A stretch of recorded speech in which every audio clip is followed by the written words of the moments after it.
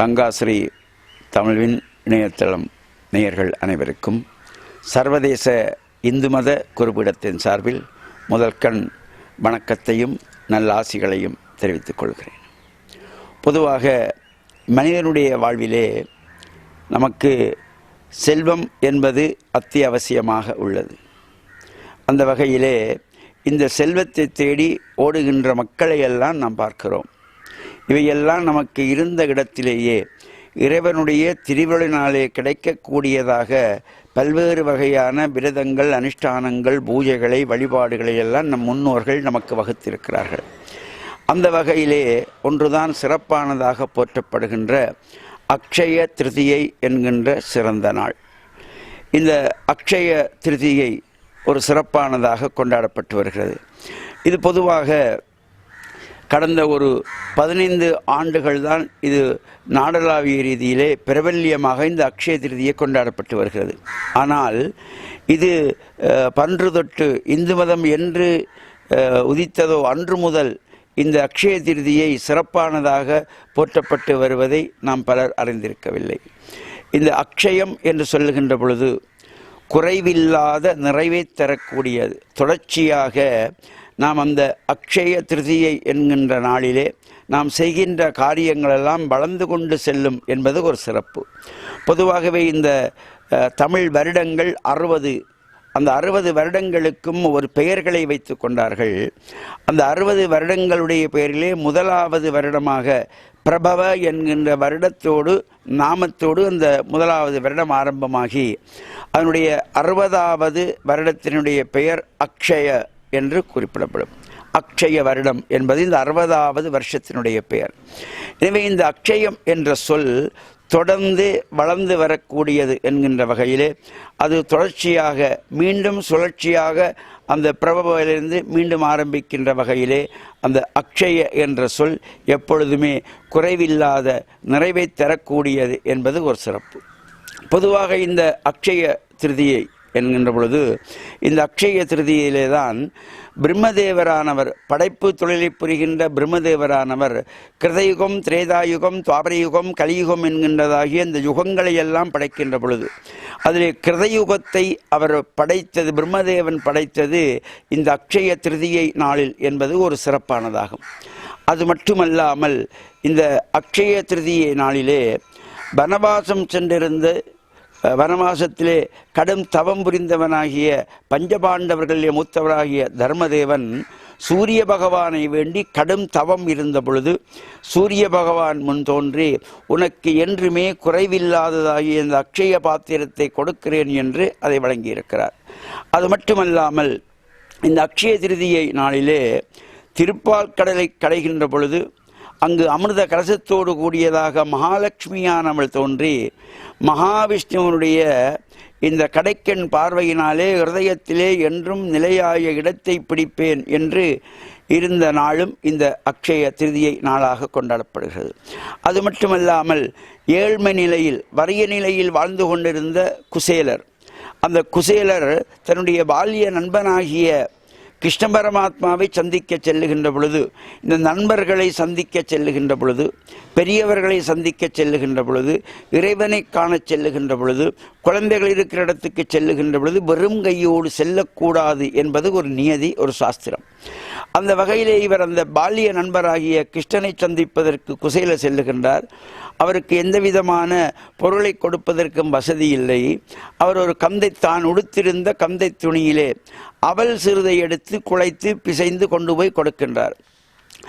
தன்னுடைய நிலையை கிருஷ்ண பரமாத்மா அறிகிறார் என்பது அவருக்கு தெரிகிறது.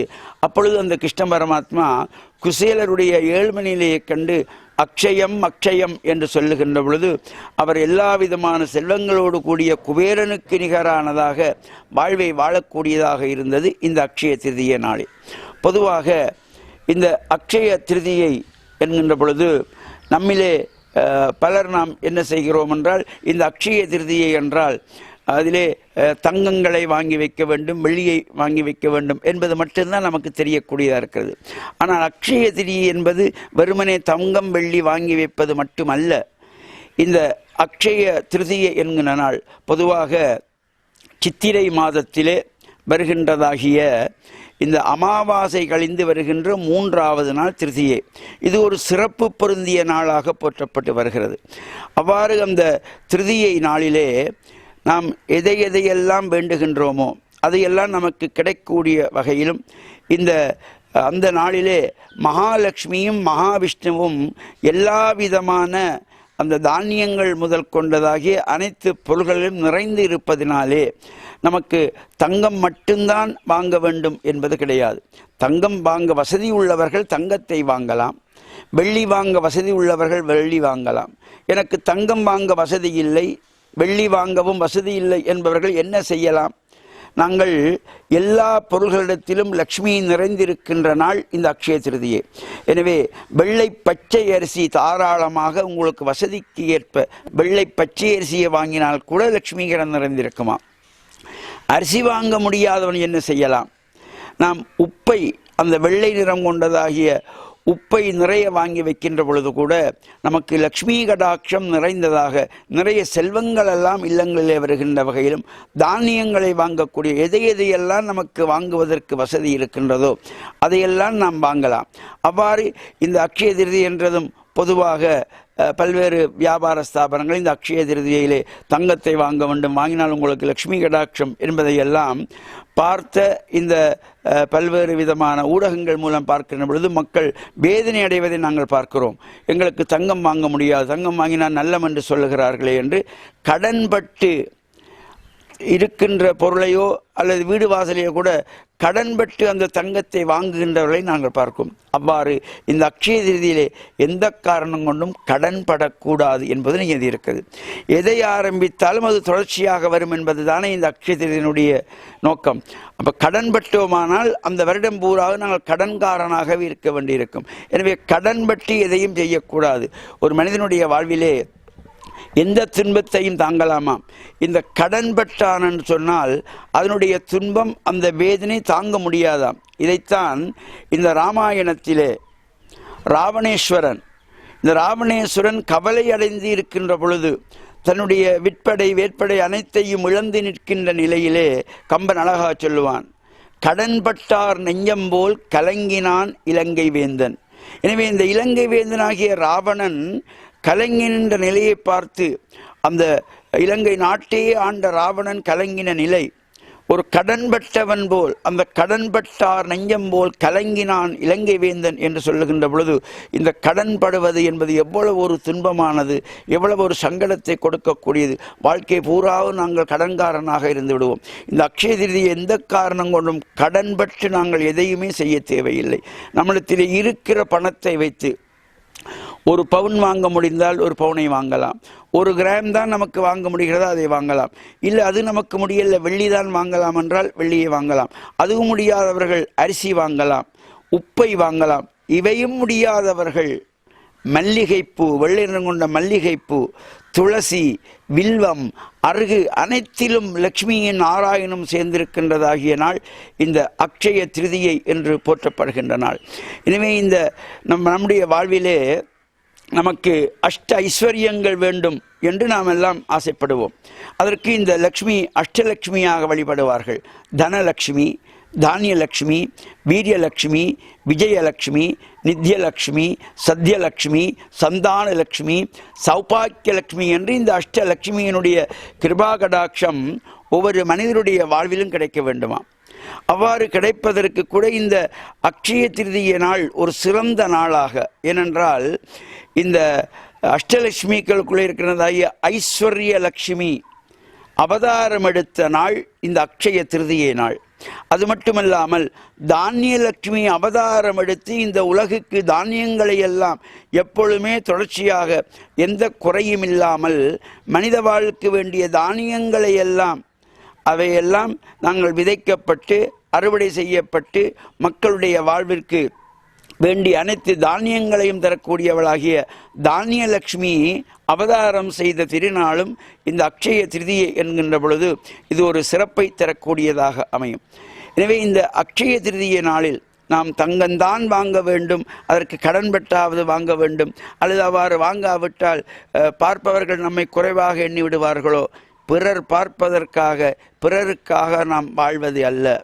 நமக்கு எது முடிகின்றதோ அதை நாம் வாங்குகின்ற பொழுது, உங்களுக்கு இந்த வருடம் அரிசி தான் வாங்க முடிகிறதா, அரிசியை வாங்கி வைத்து பாருங்கள். நல்ல மனதோடு அதை வாங்கி வைத்து பாருங்கள். செல்வச் செழிப்போடு அடுத்த ஆண்டு நீங்கள் வேண்டியதை எல்லாம் வாங்கக்கூடியதாக இருக்கும். அது மட்டுமல்லாமல் இந்த அக்ஷய திதிய நாளிலே காக்கும் கடவுளாகிய மகாவிஷ்ணு தச அவதாரம் எடுத்திருக்கிறார். 10 அவதாரங்கள். அந்த 10 அவதாரத்திலே ஒரு வித்தியாசமானதாக இந்த மகாவிஷ்ணுனுடைய அவதாரங்களிலே பல்வேறு சிறப்புகள் இருக்கிறது. அந்த 10 அவதாரம் அவர் எடுத்த தசாவதாரத்திலே 5 அவதாரங்கள் மனித வடிவமாகவும் 5 அவதாரங்கள் மிருக வடிவமாக விலங்குகளுடைய வடிவமாகவும் எடுத்திருக்கிறார்.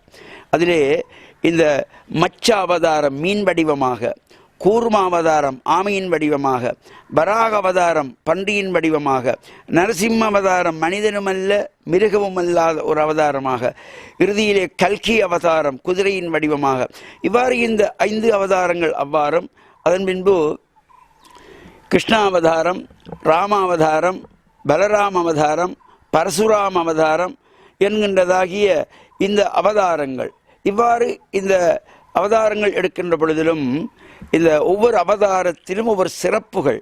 அதிலே இந்த மகாவிஷ்ணுவனுடைய அவதாரங்களுக்குள்ளே இந்த பரசுராம அவதாரம் நிகழ்ந்த நாள் இந்த அக்ஷய திருதியை நாள். அவ்வளவு ஒரு சிறப்பு கொண்டதாக அனைத்து பொருள்களிலும் அனைத்து தானியங்களிலும் மனிதனுக்கு வேண்டிய அனைத்திலும் லக்ஷ்மியும் நாராயணனும் சேர்ந்திருக்கின்ற ஒரு நாளாக, ஒரு சிறந்த நாளாக கொண்டாடப்பட்டு வருவது இந்த அக்ஷய திருதியை. எனவே இந்த அக்ஷய திருதிய நாளில் குறிப்பாக நாமெல்லாம் தங்கம் வாங்கினால் நமக்கு செல்வம் வரும், அல்லது அரிசியை வாங்கினால் செல்வச் செழிப்பு வரும், உப்பை வாங்கினால் செல்வச் செழிப்பு வரும் என்றால், நாம் வாங்குகின்ற பொழுது விற்கின்றவர்களுக்கு என்ன கிடைக்கும் என்ற ஒரு எண்ணம் நமக்கு வரும். வாங்குகிறவர்களுக்கு செல்வம் கிடைக்கும் என்றால் அந்த தங்கத்தை நாங்கள் வாங்குகிறோம், அதை விற்பவர்களுக்கு இல்லாமல் போய்விடுமா என்ற ஒரு எண்ணம் நம்முடைய உள்ளத்திலே எழும். அவ்வாறு ஒரு கேள்வி வரும். எனவே இந்த எல்லோரும் எல்லாவற்றையும் அடைய வேண்டும் என்பதற்காக இவ்வாறு அதனை நாங்கள் பணம் கொடுத்து நாங்கள் வாங்குகிறோம். அவர்கள் பணத்தை வாங்கி நமக்கு பொருளை தருகிறார்கள் என்றால் அவ்வாறு கொடுக்கின்ற ஒரு சிறப்பு அவர்களுக்கு இருக்கின்றது. அவர்கள் அதை வியாபாரிகளாக இருந்து செய்கின்ற பொழுது அவர்களுக்கு இன்னும் நிறைய செல்வங்கள் வருமே தவிர, நாங்கள் வாங்குவதனாலே அவர்கள் குறைந்து போய் ஏழைகளாக விடமாட்டார்கள். அந்த வகையில் இந்த சிறப்புகள் கொண்டதாகிய இந்த அக்ஷய திருதியிலே நமக்கு எது வசதிப்படுகின்றதோ, எது நம்மால் முடிகின்றதோ அதை நாங்கள் வாங்கலாம் தாராளமாக. இதிலே பிறர் நம்மை பார்த்து ஏளனமாக பேசுவார்கள் என்றோ அல்லது தங்கம் வாங்கினால் பெருமையாக பேசுவார்கள் என்றோ கிடையாது. நாம் பொதுவாக ஒரு பழமொழி சொல்வார்கள், வாழ்ந்தாலும் ஏசும் தாழ்ந்தாலும் ஏசும், அதான் இந்த வையகம். எனவே நாம் நல்லா இருந்தாலும் நம்மை பார்த்து 4 பேர் குறை சொல்வார்கள், கெட்டு போனாலும் 4 பேர் குறை சொல்வார்கள். அவர்கள் சும்மாயே இருக்க மாட்டார்கள். அவ்வாறு குறை சொல்லுவதற்கென்றே சில பேர் இருப்பார்கள். நல்ல விஷயங்கள் நடக்கின்ற பொழுது, நல்ல விஷயங்களை காணுகின்ற பொழுது எங்கே குறை பிடிக்கலாம் என்று இருக்கின்றவர்களும் இருக்கின்றார்கள். அந்த வகையிலே பிறர் நம்மை பெருமையாக எண்ண வேண்டும் என்பதற்காக, பகட்டுக்காக நாம் கடன்பட்டோ அல்லது பிறரிடத்திலே இருந்து திருடியோ இவ்வாறான காரியங்களை செய்து இந்த அக்ஷய திருதியிலே தங்கம் வாங்க வேண்டிய அவசியம் கிடையாது. உங்களுக்கு முடிந்தால் தங்கத்தை வாங்குங்கள், அல்லது குறைந்ததாக வெள்ளியை வாங்குங்கள். அது முடியவில்லையா, வெள்ளை பச்சை அரிசி வாங்குங்கள், லக்ஷ்மியை நிறைந்திருக்கின்றாள். தானியங்களை வாங்குங்கள், பயறு உளுந்து எள்ளு கொள்ளு எதையும் நீங்கள் நவதானியத்தை வாங்கினாலும் அதிலும் லக்ஷ்மி இருக்கிறாள். அதுவும் முடியாதவர்கள் மிகவும் குறைந்த செலவில் எடுக்கக்கூடிய உப்பை வாங்குங்கள், அதிலே லக்ஷ்மி நிறைந்திருக்கின்றாள். ஏனென்றால் இந்த அக்ஷயம் என்கின்றதாகிய இந்த அக்ஷய திருதியிலே வளர்ந்து கொண்டு வருகின்றதாகிய எதை நாங்கள் வாங்குகின்ற பொழுதிலும் நம்முடைய எண்ணத்திலே, நம்முடைய உள்ளத்திலே நல்ல சிந்தனைகள், நான் இதை வாங்குகிறேன், இதிலே மகாலட்சுமி குடியிருக்கிறாள், எங்களுக்கு எல்லா விதமான கஷ்டங்களும் நீங்க வேண்டும், எல்லா விதமான செல்வங்களும் வர வேண்டும் என்ற நல்ல எண்ணத்தோடு நாங்கள் உப்பை வாங்கினாலும் அங்கே லக்ஷ்மி நமக்கு அருள் செய்வாள். ஏனென்றால் இறைவன் சகல ஜீவராசிகளுக்கும் ஒரே தரத்திலே ஆசி வழங்குகின்றவன். அண்ட சராசரங்களையும் ஆளுகின்ற இறைவன், விண்ணகத் தேவரும் நன்னவும் மாட்டாத மெய்ப்பொருளாகிய இறைவன், உயர்வு தாழ்வுகளுக்கு அப்பாற்பட்டவன். உயர்ந்தவர் தாழ்ந்தவர், படித்தவர் படிக்காதவர், ஏழை பணக்காரன், எந்த விதமான பாகுபாடும் இறைவனுக்கு கிடையாது. எனவே இறைவன் அனைவருக்கும் ஒரே வகையிலான இந்த ஆசியையும் அருளையும் வழங்கி கொண்டிருக்கிறார் என்பதிலே எந்த விதமான ஐயமும் இல்லை. இதை பொதுவாக நடைமுறையிலே ஒரு பழைய தத்துவ பாடல்களே சொல்வார்கள். இந்த நிலா இருக்கிறது, இந்த மாலை நிலாவானது ஆகாயத்தில் வருகின்ற பொழுது இவன் ஏழை, இவன் பணக்காரன், இவன் கஷ்டப்பட்டவன், இவன் படித்தவன் என்று ஒளியை கொடுப்பதல்ல. அந்த மாலை நிலா எல்லோருக்கும் சகலருக்கும் ஒரே மாதிரியாகத்தான் அந்த ஒளியை கொடுக்கிறது. அதே போல இந்த காற்று இருக்கின்றது, இந்த காற்றும் ஏழை பணக்காரன் பார்த்து வீசுவதில்லை. எங்கே இருந்தாலும் எப்படி இருந்தாலும் சகலருக்கும் சமனானதாக இந்த பஞ்சபூதங்களும் மனித வாழ்விலே எல்லோருக்கும் ஒரே மாதிரியாக வழங்குகின்ற ஒரு சிறப்பை இறைவன் படைத்திருக்கிறான். எனவே நாங்கள் தங்கம் வாங்கினால் தான் லக்ஷ்மி கடாட்சம் கிடைக்கும், அது வாங்காவிட்டால் கஷ்டம் வந்து விடுமோ என்று நாங்கள் கடன் பெற்று வாங்கினால், நான் முதலிலே சொன்னது போல இந்த ராவணன் பட்ட கஷ்டம் துன்பம் போல கடன் பட்டார் நெஞ்சம் போல் கலங்கினான் இலங்கை வேந்தன் என்கின்ற வகையிலே பெரிய துன்பத்தை எல்லாம் நமக்கு தந்துவிடும். அது மட்டுமல்லாமல் இந்த நோயுள்ளவர்கள் கூட இந்த அக்ஷய திருதியிலே மருந்து எடுக்க செல்லக்கூடாது என்று சொல்வார்கள். அவ்வாறு நாங்கள் மருந்திற்கு செல்லாவிட்டால் அன்றைய அந்த நோயிலே வியாதியிலே இருக்கிறவனுக்கு உயிராபத்தை வந்துவிடுமே என்ற ஒரு பயம் நமக்கு ஏற்படும். அதனாலே நாம் சென்று அந்த மருந்து எடுப்போம். புதிதாக நாம் ஒரு வியாதிக்கு மருந்து எடுக்கிற பொழுது அதற்கு இந்த நாள் பார்க்க தேவையில்லை. தொடர்ச்சியாக எடுத்துக்கொண்டிருக்கிறவர்கள் அன்றைய தினம் அந்த மருந்தை எடுப்பதை நாங்கள் தவிர்த்து கொள்ள வேண்டும். அது வளர்ந்து கொண்டு போகும் என்பது ஒரு ஐதீகமாக, இந்த அக்ஷயம் என்பது தொடர்ச்சியாக வளர்ந்து கொண்டு போகும். எனவே அந்த நாளிலே நாங்கள் நல்ல வித்தைகளை கற்றால் நமக்கு அந்த வித்தைகள் தொடர்ந்து வரும். நல்ல கல்வியை நாங்கள் கற்கின்ற பொழுது, நல்ல கலைகளிலே ஈடுபடுகின்ற பொழுது அவையெல்லாம் வளர்ச்சி தரக்கூடியதாகிய ஒரு சிறந்த நாளாக உலகெங்கும் வாழுகின்ற இந்துக்களாலே போற்றப்படுகின்றது இந்த அக்ஷய திதி. அது மட்டுமல்லாமல் பிதிர்கள், மறைந்த நம்முடைய பிதிர்கள், மூதாதையர்கள், தாய் தந்தையர்கள் அல்லது அவர்களை பெற்ற தாய் தந்தையர்கள், இவர்களை நினைவு கூர்ந்து அன்றைய தினம் இந்த தர்ப்பணம் செய்கின்ற பொழுது, நாங்கள் இத்தனை காலங்களும் இந்த பிரபவ முதல் அக்ஷய வரையில் உள்ள 60 வருடங்களிலே நாங்கள் தவறவிட்ட தர்ப்பணங்களுக்காகவோ சிரார்த்தங்களோ தவறவிட்டிருந்தால் கூட இந்த அக்ஷய திருதியிலே நாங்கள் தர்ப்பணம் செய்தால் எல்லா விதமான தோஷங்களும் நீங்கப்பட்டு அந்த பிதிர்கள் மனமிறங்கி நமக்கு ஆசி வழங்குவார்கள் என்பதிலே எந்த விதமான ஐயமும் இல்லை. இவ்வாறு இந்த ஆசி வழங்குவது மட்டுமல்லாமல் நம்மாலே முடிந்த அந்த அக்ஷய திருதியை நாளிலே நாங்கள் தங்கத்தை வெள்ளியை வாங்குவது, அரிசியை வாங்குவது, உப்பை வாங்குவது என்பது மட்டுமல்ல, நாங்கள் தானம் செய்ய வேண்டும், அந்த தர்மங்களை செய்ய வேண்டும். அவ்வாறு இல்லாதவர்களுக்கு, ஏழைகளுக்கு, முடியாதவர்களுக்கு நம்மாலே முடிந்ததை கொடுக்க வேண்டும். அதுவும் நமக்கு முடியாவிட்டால் கூட தயிர் கலந்த சாதம், இந்த தயிர் சாதத்தை அக்ஷய திருதியில் யார் யாரெல்லாம் ஏழைகளுக்கு தானமாக கொடுக்கின்றார்களோ அவர்களுடைய இல்லங்களிலே லக்ஷ்மி கடாட்சம் நிறைந்திருக்குமாம், செல்வச் செழிப்பு எப்பொழுதுமே வந்து கொண்டிருக்குமாம். இந்த தயிரிலே கூட மகாவிஷ்ணு உறைந்து இருக்கின்றார். இந்த பொதுவாகவே இந்த இந்து மக்களுடைய வழிபாட்டிலே இந்த பால், தயிர், நெய், கோமயம், கோச்சலம் என்கிறதாகிய பஞ்சகவ்யம் என்று சொல்லப்படுகின்ற இவை 5ம் நமக்கு தருவது கோமாதா என்று போற்றப்படுகின்ற பசு. இந்த பசுவிலிருந்து எடுக்கப்படுகின்றதாகிய பாலின் மூலம் நமக்கு தயிர் கிடைக்கிறது. அதை கடைந்து வெண்ணையாக எடுக்கிற பொழுது நெய் கிடைக்கின்றது. அந்த பசுவினுடைய கோமயம், சாணம், கோச்சலம் இவையெல்லாம் அனைத்து காரியங்களுக்கும், ஆலயங்களில் நடைபெறுகின்றதாகிய பூஜை வழிபாடுகளுக்கு, நமது இல்லங்களிலே நடைபெறுகின்ற பூஜை வழிபாடுகளுக்கு, அனைத்து காரியங்களுக்கும், நன்மை தீமை அனைத்துக்குமே பாவிக்கக்கூடியதாக இந்த பசுவினுடைய பாலிலிருந்து கிடைக்கின்ற பால், தயிர், நெய், அதே போல பசுவினுடைய கோமயம், கோச்சலம் இவையெல்லாம் நம்முடைய உடலை சுத்தி பண்ணக்கூடியதாகவும், பூமியை சுத்தம் செய்யக்கூடியதாகவும், தூய்மையானதாகவும், கிருமிகளை அழிக்கக்கூடிய சக்தி எல்லாம் இந்த கோச்சலம், கோமயத்துக்கு இருக்கிறது. அதனாலே தான் இந்த இல்லங்களிலே குழந்தை பிறந்தாலோ அல்ல ஒருவர் மரணித்தாலோ அந்த வீடுகளிலே புண்ணியாக வாசனம் என்று செய்கின்ற பொழுது இந்த பஞ்சகவ்யம் அங்கே கூட்டப்பட்டு அந்த தண்ணீரை வீடெல்லாம் தெளிக்கின்ற பொழுது ஒரு சுத்தத்தை தரக்கூடியதாக, கிருமிகளை எல்லாம் அழிக்கக்கூடிய சக்தி உள்ளதாக போற்றப்படுகின்றது. எனவே இந்த தயிர் மகாவிஷ்ணுவுக்கு உறைவிடமாக, நெய் மகாவிஷ்ணு உறைந்திருக்கின்றது. பால் மகாவிஷ்ணு அப்படியே நாகத்திலே படுத்திருப்பவர், பால்கடலிலே சயனம் கொள்ளுகின்ற அனந்த சயனமாக இருக்கின்றவர். எனவே இந்த விஷ்ணுவனுடைய அம்சம் பொருந்திய தயிரை நாங்கள் சாதத்திலே கலந்து, அன்னத்திலே லட்சுமியும் தயிரிலே மகாவிஷ்ணுவும் குடியிருக்கின்றதாகிய இந்த அக்ஷய திருதிய நாளில் தயிர் சாதத்தை நாங்கள் ஏழைகளுக்கு, நமக்கு நிறைய பேர் கொடுக்க முடியாவிட்டாலும் ஒருவருக்காவது நாங்கள் கொடுக்கின்ற பொழுது அது நமக்கு சிறப்பை தரக்கூடியதாக, லக்ஷ்மி கடாட்சம் எல்லாம் நமக்கு கிடைத்து வாழ்வில் நாங்கள் உயர்வை எல்லாம் அடையக்கூடியதாக அமைகின்ற வகையிலே இந்த அக்ஷய திருதியை அமைந்திருக்கின்றது. எனவே இந்த அக்ஷய திருதிய நாளில் பிதிர்களுக்கு தர்ப்பணம் நாங்கள் வருடம் பூராவும் செய்ய தவறியவர்கள் இந்த அக்ஷய திருதியை பிதிர்களுக்கு தர்ப்பணம் செய்யுங்கள், நிச்சயமாக சிறப்பு தரும்.